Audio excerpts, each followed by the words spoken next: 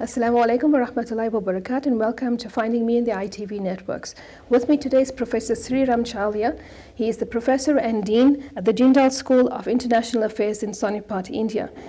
Sree Chaulia has written the book Politics of the Global Economic Crisis, Regulation, Responsibility and Radicalism, which is now available for the last 2 months.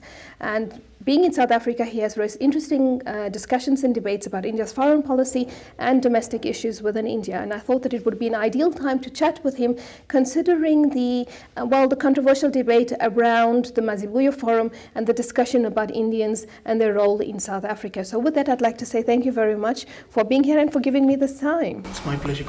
And I must say that you're very young to be a professor and a dean basically of a university. I mean, in South Africa, when we conceive of professors, it's usually like 55 or 60 years, age category. So it shows that the developing world has got a strong momentum. The gray hair is coming. I'm not far behind. Younger people, I think, India, for example, median age is just 25, 26. Yes. So there is a sense of the baton is being transferred to a new generation. And we hope to be able to live up to the expectations of the masses and of the society at large and of the global south at large. Because youth power is eventually what creates a freshness in thinking and about future directions and how to steer nations and regions and the world out of negative tendencies towards positive ones. And I think that's very important in politics too, because if you look at many of the political leaders in less developed countries than in developing countries, we're usually clinging to the old school, to the older leaders. We need to take a break, I think, and move away towards younger leaders. In India, we have this term gerontocracy. Gray-haired, silvery-haired people, even well into their 70s and 80s who want to remain in politics and to dominate it. In this region, you have people like Robert Mugabe, who's been, it was 90 and still hanging on to power by hook or crook. So I think it's necessary for younger people to be given a chance. And at our university, our vice chancellor is the youngest vice chancellor in the country.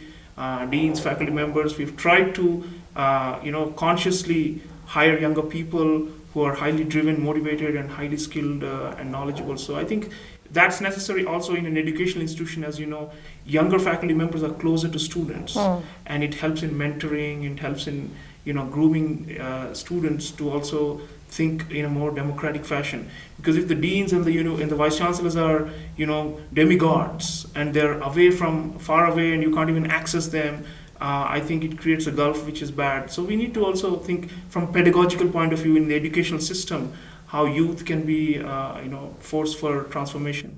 And considering this concept of transformation, you have come now to South Africa to speak about a little bit about university and to invite students from across the developing South to come and share in the knowledge that you are busy disseminating to people. So tell us a little bit more about your university and why have you specifically visited South Africa? OP Jindal Global University is a social science exclusive university. It's a private university created by the state government of Haryana, which is just outside Delhi, in the national capital. And we are a social science exclusive, and the reason we've focused on these fields is because these have been neglected in India.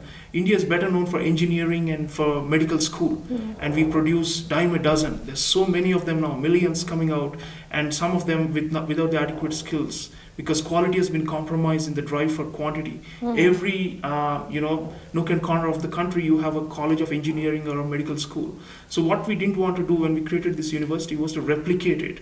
We wanted to fill the gap in the social sciences that had been neglected in economics, in politics, in sociology, and allied fields, in law, and so on. And therefore, this university was created with the express intent of raising the quality of higher education in social sciences in the country, creating the critical thinking that's necessary as a developing country emerges. Because without the social sciences, we are all becoming automatons, and that should not be the case. We should have, the heart and the soul and the mind all together. And that can only happen when you have quality education in the humanities and social sciences. And considering that India is such an old civilization, I mean, you have an entire history of development and thought. If you neglect the social sciences, you're beginning to neglect your history. Exactly, and I think we have a situation where a lot of the people who are coming with only technical education are missing the pulse of the society and what the society wants.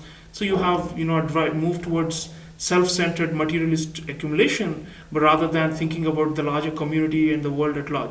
So our School of International Affairs, which I head, we have a very unique master's program in diplomacy, law and business, which I hope more African students are going to join. And we are open for admissions right now, actually. What this program does is train young people to think about the developing world at large, the global south, and how we can raise our own status and profile in the world, and how we can live with equality and dignity. So these things, I think we have to invest in the humanities and social sciences. And OP Jindal Global University and our Jindal School of International Affairs are small attempts towards this end. So are you encouraging students to come from the global south to come to university? Do you offer scholarships, etc.? What is the, basically, what is the catch? Why would they want to come to India and perhaps not go to the West or go to Europe? Yeah, thank you, Kurisha. This is the central, the crux of the matter. India is increasingly being looked upon as a leadership potential to drive the agenda of South-South cooperation and to revive the historically colonized peoples of the world. And therefore, there's a lot of onus on India to be able to offer some thought leadership. And our university, our School of International Affairs especially, we're trying to develop that. Can there be an Indian School of International Relations? Can there be an Indian viewpoint that takes into account the historical inequities that have been imposed upon us through colonial and neo-colonial practices? And is there a way we can offer a lead to our brothers and sisters in the developing world? So this is where I think the onus lies on India to produce knowledge in the social sciences.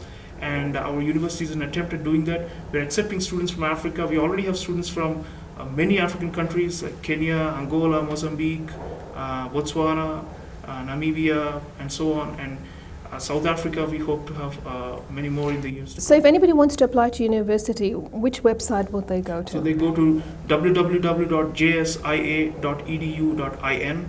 That's Jindal School of International Affairs. Okay. And the website is self-explanatory. There's an online application process.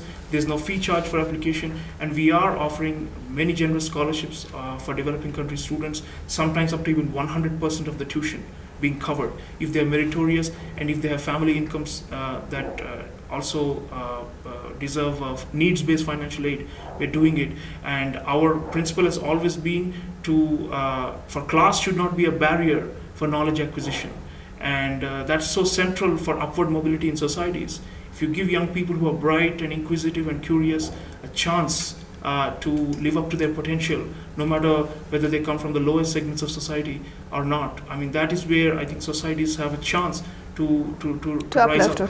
Yeah, we have to go to a break. When we come back, I just want to raise a little bit more the issue with you about transformative curricula, because I think that is a key to changing the narrative in the current international state of system. So we'll see you after the break.